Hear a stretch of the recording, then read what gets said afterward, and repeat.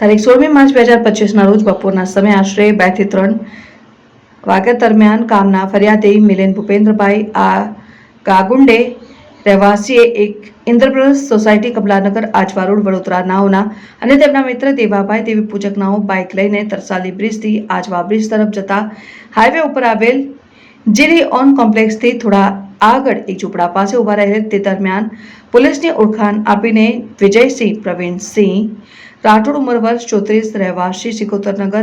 JIDC road Makarpura Vadodara શહેર રહેઠાણ ઇસરોડા ગામ તાલુકો જિલ્લો લુણાવાડા અને તેમની સાથે જોડીદાર તરીકે મયંકભાઈ વિજયભાઈ માળી ઉંમર વર્ષ 24 રહેઠાણ ઘર નંબર 21 મકરપુરા સર્વેન્ટ ક્વાર્ટર્સ મકરપુરા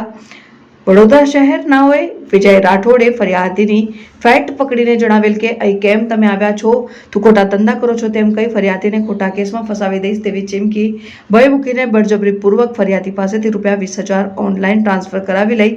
ફરિયાદી સાથે આવેલા તેમના મિત્ર દેવાભાઈ દેવી પૂજક પાસેથી ₹70ની રકમ મેળવી કુલ ₹20,000 ની રકમ બળજબરીપૂર્વક પોલીસ તરીકે ખોટી ઓળખાણ આપી કઢાવી લીધેલ અને વિજય રાઠોડે ફરિયાદીના મિત્રને 2-3 લાફા ગાલ ઉપર મારી ન બનાવવાનો ગુનો દાખલ થયેલ છે।